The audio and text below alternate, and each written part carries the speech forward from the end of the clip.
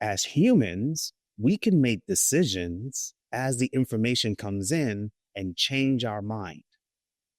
But with AI, there's no changing of the mind. You submit the data is being trained, and then it spits out what it thinks the future would be. And that's not how humans work. Hey, it's Nikki, Llewellyn Gregory, and you're on Gut Plus Science. You're in for a fast-paced, storytelling, action item-rich leadership growth experience. I hope you make this podcast a habit. I consider it a leadership mentoring tool. Learning together makes us better together, and that is how we change the world around us. Let's get to it. Hey, it's Nikki back on Gut Plus Science, and today we're tackling one of the most frustrating and costly challenges in business, why it's so hard to find great people. My guest, Gerald Samuel Gordon, is the co-founder and CTO of Reference Me, a women-led organization, by the way, and he's on a mission to bring trust and truth back into the hiring process in an era where AI can write our resumes, coach interviews, and even impersonate candidates. Gerald is sounding the alarm on how technology is creating more hiring mismatches and what leaders can and must do. We'll unpack the real risks of using and overusing AI in hiring and explore his solution, professional certified references. It's a game changer for making confident, informed hiring decisions. I know just a little bit about this and can't wait to dig in and learn more. So, Gerald, welcome to Gut Plus Science. Let's start with the problem. Why is it so hard to find great people today, especially when we have like more and more tools coming about that we can learn about to help us hire? It feels like every day. Well, Nikki, thank you for having me on the PFN network. I'm so excited to be here. Yeah, so this question is pretty interesting because it's core to what we do. However, the thing that I would say the most is it was always hard to find good talent. It's just now being shared all over the place with the advent of AI, where we're exposing the challenges in finding top talent. It's being exposed greatly now because of the advent of AI. Now, from my perspective, I was always on the other side. The recruiters were sending candidates to me because I was a hiring manager for 20 plus years. And so I've been on the other side, getting these resumes and trying to make sense of the hires that they were putting in front of me. And unfortunately, too many times we hire the person and then within 6 months, we realize this is not who we're looking for. I believe the challenge is this. When you have an organization that needs to create a talent pipeline, they tend to put people out there who are initially looking for candidates, but they don't have the same background. For example, I was in technology and software development. The people that were doing recruiting for me never wrote a line of code. And therefore, there's a mismatch between what they think is good versus what the hiring manager thinks is good.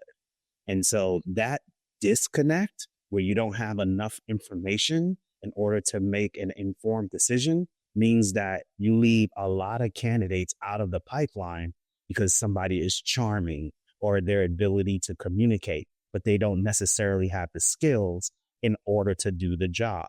And I think that that distance is actually growing now that we're dealing with AI and everybody has a perfect resume. Now, what do you do? Yeah, well, quite the dilemma. So I'm hearing you say, you know, the flashlight is being shined on all of this because of the technology. And really, we have more accountability now because of the flashlight and all of these tools to really learn how to do this well and best, right? With excellence. And I love that you're bringing the other side of it. You've sat in the seat. You've been the person, the leader that has used a lot of the tools and practiced the hiring. So there's so much to unpack because I know you're AI machine learning obsessed, and then you have the 2 decades of background. So, okay, let's dig in a little bit more around the habits or patterns that you're seeing in these hiring leaders, the hiring decisions that then lead to the mismatches. I know you've mentioned a couple, but what are some of these other just popular things that you're seeing that you're like, we got to stop that? Oh, absolutely. So number one is using a date or time to actually filter the number of candidates that you're looking at. Think about this. You put a position out on Monday. By the time Tuesday comes around, you have 5,000 applicants. And instead of being able to look through all of those applicants, you turn on your AI system and you say, only the people that submitted an application within the first 30 minutes, we will start looking at their resume. So out of the 5,000 or 10,000 people that show up, you only look at the top 100 or 200 because they submitted their application early. So now what happens is, because you just don't have the time, you're like, there's no way that I can look through 10,000 of them. So I'm going to put a cap on the people who sent them in first. You know what that does? The people who you may actually need for your company can be way down in the stack and you'll never find them. Or number two, which is even worse, you put in keywords inside of your filtering system. And if those keywords don't show up, you don't even see the application. So a great candidate can't get through the ATS system, but they were the people that you needed, but you filtered them out. Big problem. And here's what happens. Your competitors who know how to do this correctly, they end up with the right candidate. And the candidate looked at your job description, felt like this is something that they can do, but they weren't picked because of these weird ATS filtering that you put in place. Wow. Okay. So basically, we're leaning into how do we help those hiring leaders not be so overwhelmed so that they don't make these decisions that, on Gut Plus Science for years, it's who I am, is like, let's talk about the end result we're going for. Here's the candidate, this ideal situation. We're going for this ideal outcome, but then we're making decisions of the time and date filter or the keyword filter because we're like, how the heck am I going to get this done? So I see both sides, but it's like we're going for the end result of excellence and finding the right candidate. So we're going to get rid of those filters. And let's talk a little bit more about, when AI is doing all the things I talked about in my intro, like generating the resume, writing the messages back and forth, all of this automated stuff. What does that do to our ability then to assess someone's actual fit or character? Because we're like, that's not even them, right? Like, I'm sure they want to use AI. Like, where's the line? That is a great question, because right now is an AI arms race. The candidates are purchasing tools that actually do the application for them. So they're not writing the application. The system is automatically going out and saying, this looks good, this looks good, this looks good, and just applying with no intentionality, just looking at the words. But we're humans. So in order for us to actually get a good sense of a person, we have to interact with them. So that's the first thing that I'll say. The second thing that I'll say is when you're associated with looking at a candidate and you're looking for that perfect candidate, it's more than what they put on their resume. Your social media presence and brand this day and age is extremely important. So before I even get to talk to you, I should have done research. A lot of our candidates don't understand your first impression is no longer that first conversation on the phone with the recruiter. Your first impression is, what can I learn about you online? And if a lot of people don't build up their presence online, meaning that engaging in LinkedIn posts, giving back to your community, being someone who is helpful, actually shaking hands at networking events, and the myriad of other things, your resume, your LinkedIn, all of those things are table stakes. It's what else do we find out about you and how you're contributing to the community that you're in that makes people want to be attracted to you. Now, I'm giving my secret sauce because that's what I do when I work with my clients. But at the end of the day, it's going to be more than just your resume as to why somebody is interested in you. And once that happens, then you can have a much better conversation with those candidates because you know a little bit more about them, not just what the AI has said about their resume. So here's a reminder for all of us. We need to stop trusting AI as the genius. Is AI a genius? Absolutely. It's a genius, right? A partner to collaborate. It's not the genius, right? This is not God, like with every single answer. And we have to stop treating it like that. and to connect with people human to human. I was at a conference last week, and I don't want to take us off on a tangent, but I feel like you'll agree here that we as leaders can change the lives of people through these jobs that we help to matchmake when we stop looking at like here's the climbing the ladder, no gaps in the resume. They went from step to step, right? They're the non-traditional approach to finding people who have passion and have interest and have commitment and are culture fits for our company versus just the old ways of like I'm looking for this linear path, because we can truly change the lives by saying I can see this fit, and they're like, you think I could do that? That would be so cool. And you help to bring them along and it changes their life. Like that's so freaking cool. So let's keep going with like how to do that, because I think so much of it is leaders are overwhelmed because of all these resumes and like, how do we discern? So I want to talk about discernment. How can hiring managers bring that human discernment to this process? Give us more of your secret sauce. Oh, wow. Okay, that's a great question. Would you like me to just throw in one thing that I want to mention? It came to me this morning and it was pretty interesting. I've been dealing with machine learning and AI for a number of years. And I was thinking about how popular it is, but people may not understand this thing that I'm about to say. AI uses data in order to predict what the next step will be in every aspect of its system. But that data is static, meaning it only associates with the history of something that already happened. It doesn't make split decisions. It just looks at the data, and then based off the data, it tries to predict the next move.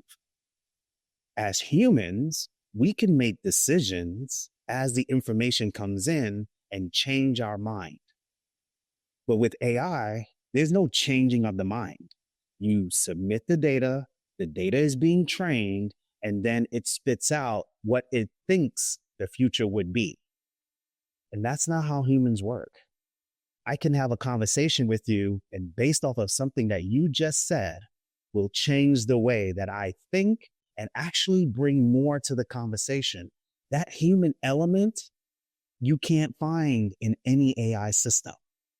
And that's why we can feel when other people are talking to us, the energy that they have. But with AI, you'll never be able to feel that energy. And so sometimes I think it's important to understand the origins of things, because those origins of things can only go so far, because you have to understand that all the data that it's using is a historical context, and it doesn't have any inflection of the human aspect of things where we change our mind based off of new data that we get. I'm glad you added that, because the notes as you're here, I type notes so that I can craft the takeaways, and I'm just jotting down. Don't lose your human touch. It's such an important contribution and a must. It has to be paired with AI, or anyone on the other side is going to feel that. And the end result that you're going to get will be a reflection, right? So good. So good. Now, on the hiring manager side, believe it or not, they do want to find a candidate, because it took me 3 to 4 months to get budget for the headcount. I went through a tremendous time convincing the company that I need people to help me deliver on the goals and the expectations and objectives of the company. And therefore, when I spend 3 to 4 months convincing my leaders and leadership that I need people. So I'm not trying to not find someone. I am actively interested in finding someone who can actually help us move the company forward. So I love using this term, you're a culture multiplier. What I'm looking for is somebody that can come in and add so much to the culture that it makes the entire team look good.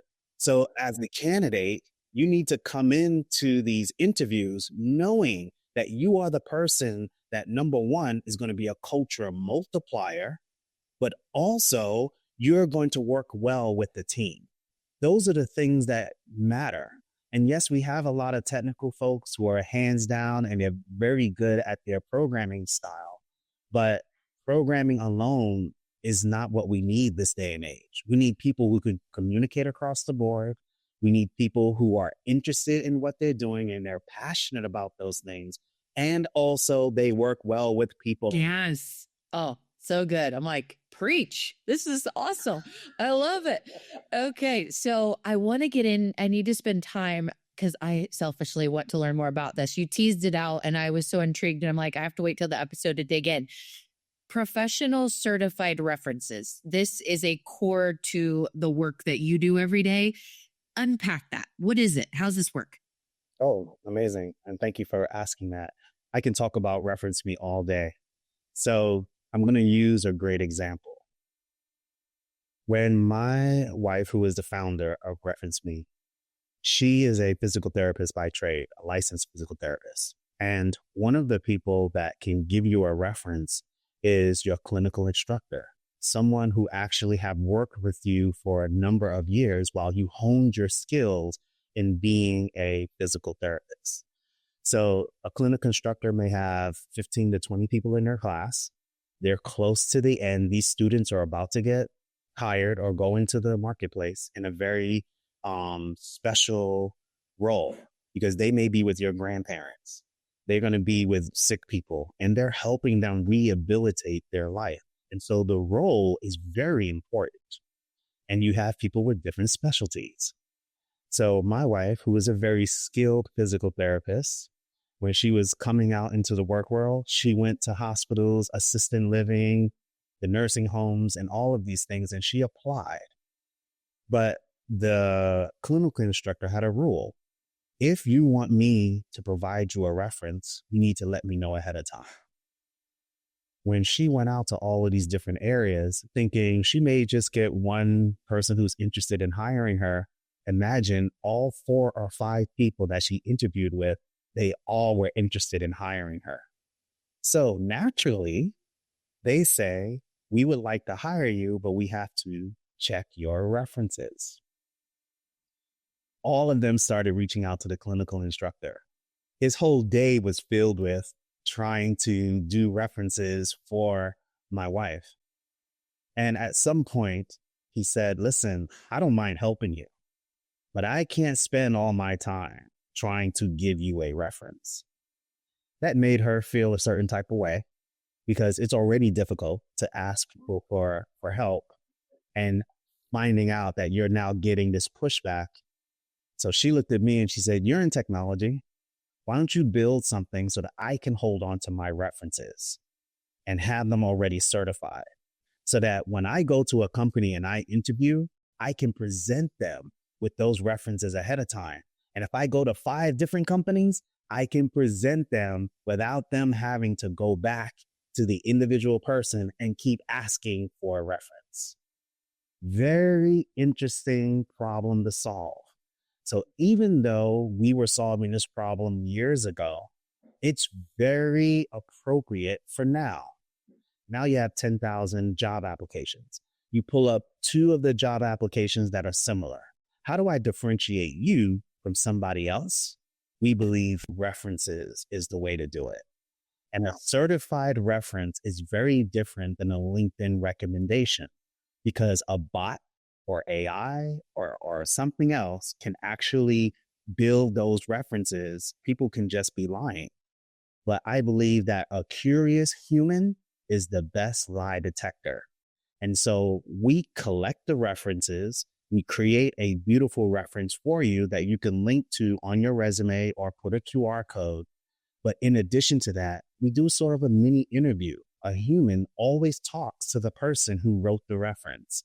And if we can corroborate the fact that their LinkedIn, what they're saying shows that they have experience in that space and they are qualified to write a reference for this person, then you'll get our medallion that says that this reference is certified. We had many situations where that has not been the case. Somebody is writing that this person knows how to do AWS. And then when I talk to them and say, oh, that's wonderful, it looks like this candidate really provided a lot of value for your organization, but how did they manage S3 buckets? What? What is an S3 bucket? What is a object store? And they had no idea what the person was talking about. They will not get the certified reference because that person was not qualified to write the reference for the skill set that the person said they had. We need more of that. So we do use AI to help you write the reference and to collect the references. There's always a human in the loop that's actually validating the reference. And that's what we do. Well, I am just thinking about so many aspects of this as to why this is so valuable. Let's just start with no one would disagree that a referral, a human endorsement is the greatest, new introduction we can get for a business opportunity, a partnership, a person. I mean, even the people we marry, like we have people in our lives that connect us to the people that are our most important favorite person. And I think all of us highly value that. And when you think of as a leader, there's nothing better than getting a referral or a human recommendation for someone that you're really like, okay, I've narrowed it down to the 5 out of this stack of thousands that I did my, due diligence to find them. And I really want to make this right fit and that you have this help. You're not alone. Third-party feedback is so valuable. And I'll just say my heartache, whatever, from being a business owner and a leader, a few times experiences in my life where things did not work out with the person that I hired. And if only I would have talked to someone that person's a great person, I'm sure. And just in this fit, not a good fit. Actually, I've had somebody that I could go as far to say, like, I feel like I got con artist, experience. And that was really a challenge. I didn't have those references as a business owner or a leader. And do you know how much that set me back? So I'm just thinking on all sides as the person like your wife, who is awesome. And so many people want to hire her, how she makes it easier for like the professor contact or whoever not to get overwhelmed, also gets those amazing recommendations and words of affirmation about her that she deserves. And then on the other side, the leader is like, I feel confident that we are matchmaking correctly. So I could keep going on, but I think I should probably summarize. I see the value here. Really, really, really awesome. So, just thinking about for leaders that might be having a question on, I think all of what I just shared, they're like, yes, yes, yes, like, because we all can feel those things. How do leaders, they probably ask you the question, how do I know for sure that this system has, through the professional certified reference experience, really has done the due diligence? How can I trust that? Do you get that question? Yeah, so not only do we have our industry experts who are doing the reference and they're following our process and all the questions are standardized and things like that, we also have found that you trust the resume today, even though somebody could write the resume with no verification at all. And so there are already a lot of things that we trust in this process with no verification. So I always say it's very interesting that I get that question, but at the same time, you're making decisions today without any verification. Because you can say whatever you want to say on your LinkedIn. But in addition to that, we record all the conversations we have with the reference authors so that if you wanted to hear the questions that we ask them, in addition to the reference that they created, they can get access to that information as well. So good. I love this. I've never heard of a company that does this. Are there competitors out there? They're competitors, but they don't have a human in the loop. Yeah. They're trying to do everything in an automated way. And we believe that you definitely need a human in the loop in order to trust what you're getting. We also have 3 partners that we're currently working with, 3 staffing firms who've heard what we're saying and said, I'm in. And so I'm really excited to say that we do have people who are already using Reference Me and they're seeing the value of it. The value for a company is 25% less cost in order to bring somebody into the company. So we save you about $5,000 per candidate. And that includes everything, right? The onboarding and all of that. And plus the assurance that you made the right fit, because if you don't make the right fit, then you're actually doing this process all over again in the next 6 months. What costs are you saving by doing the due diligence upfront? And then, Nikki, let me share one other thing that's remarkable. We do the reference check process today at most companies after we find the person and after the interview. That doesn't make any sense to me, because you find an issue with their reference and it's all the way after you finish the interview, you've done all the processes, and now you're like, I'm not sure about this person. That's way too late. The reason why you do it that way is because you're treating it as a checkbox and you're not treating it as a very important part of the hiring process. Move the reference check to the beginning. As a matter of fact, use Reference Me to screen the candidates even before they submit the application. If they don't have 10 references and they're a senior person, they don't get to apply to this job. Yeah. Talk about a genius tip right there. Like, if we're talking about the end result that we're going for, I've never thought about this before, but now I'm going to definitely use this in the future, where why would I start my journey alone? Why would I not start it with others in it with me and recommendations? That's fantastic. Yeah. Wow. Well, this has been so much fun and very educational. I've loved learning all about, your process and what you all do at Reference Me. And I hope more people, take this on as something like, give it a try. And I can't imagine how partner companies like staffing or recruiting firms, I mean, you'd be their best friend. You help them shine. I could see why that partnership is so strong. So thank you so much for the time today. And I'd love to take us over to our lightning round. This is a fun section that we do just really quick, just to get to know you a little bit more on the personal side, Gerald. So the one question that we've been asking for almost 8 years is this first one. The rest of them we kind of mix up, except for how to get in touch with you later. But your favorite book of all time, or a favorite recent read that you'd like to recommend to our listeners? Yeah, I think the book that changed how I look at leadership, I was moving into an executive role. And when I moved into that role, I had a friend of mine give me the name of this book. It's called Leadership on the Line by Ronald Heifetz. Can't say his name.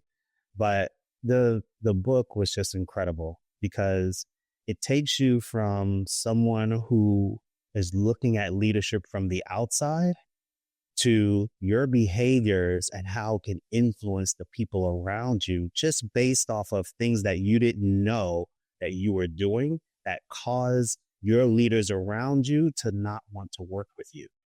And you can be someone who is passionate and you deliver, but yet you're still causing bridges to be burned and you don't even know it. And it's a phenomenal read, but it is for senior leaders and executives. It's called Leadership on the Line. Wow. Makes me think of the 360 tool, like in that realm. That's, if you haven't heard of that, go look that up as well. But I've never read that book and I'm intrigued now because I think it's so important. Like our blind spots, we all have them, right? And to really understand those. Okay, so next question. Tell us about your innovation skills. I heard you have 4 patents. I do. I have 4 patents. And what I love to say about this is not only do I have 4 patents, but I pulled together a lot of engineers and we built 21 patents together. Oh my gosh. So I am the type of person that once I figure out how to do things, I love to share it and I love to help others. And so for me, the biggest pride that I had was, first, I was able to do the process and actually obtain these critical patents. One of them being in software, which is one of the first software patents that were allotted in the United States many moons ago. And this is when I feel like I was my most creative. And then being able to say, I was able to do this, let me help other engineers do the same. And we created like 21 patents with that group of engineers that we built. And for those who don't know what a patent is, it's a license to actually say that you built something that other people will actually have to pay for in order to use because you did the work, you came up with it first, and it's protected by the United States Patent's office. So cool. The autograph table will be available after the episode. That is so cool. Okay, so what does someone who is AI and machine learning obsessed like you do on their off days?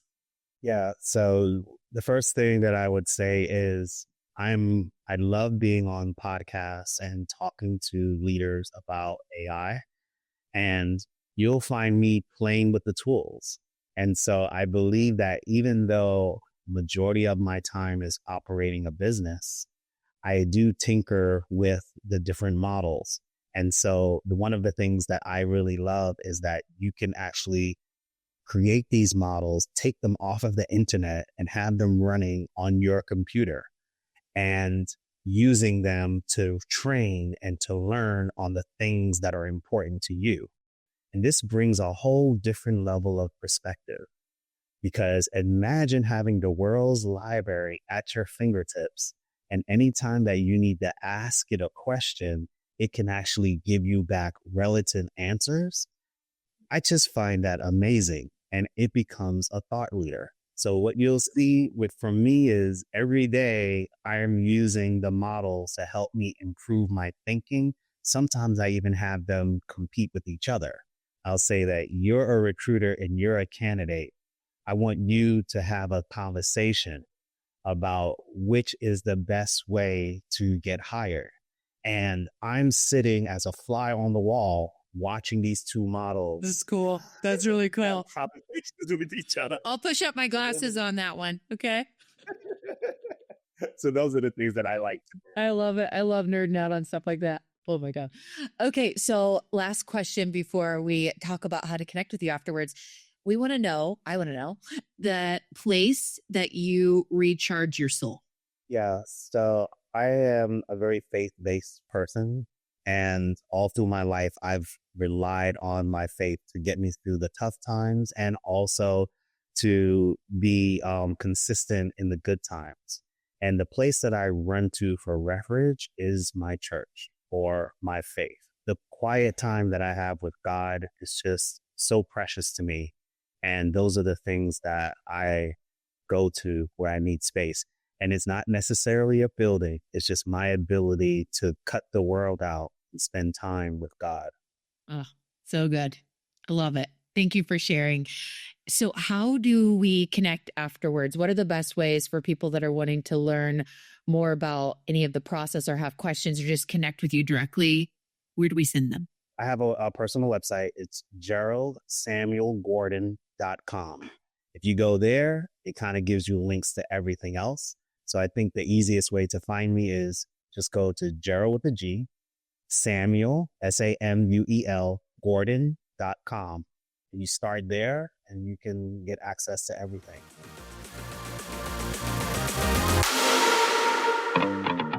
Here's my Truth You Can Act On from my conversation with Gerald today. First, AI is changing hiring in powerful ways, but it's also creating some big risks. Perfect resumes don't equal perfect fits, and there's no algorithm that can replace human discernment. Leaders, we must bring the human touch, looking beyond keywords and timelines to who someone really is beyond that resume and how they can multiply impact in our companies or our culture. Finally, I love Gerald's solution, the professional certified references, moving trusted human validated references to the front of the process in hiring. It brings the truth back into hiring and saves companies and leaders time, money, and frustration. It's brilliant. At the end of the day, AI is a partner, not the genius. So let's pair our human connection, our genius and discernment, and then use AI to help us make these hiring decisions that truly transform the impact we're making in our companies. So we'll see y'all next time. Thank you so much for joining today, Gerald.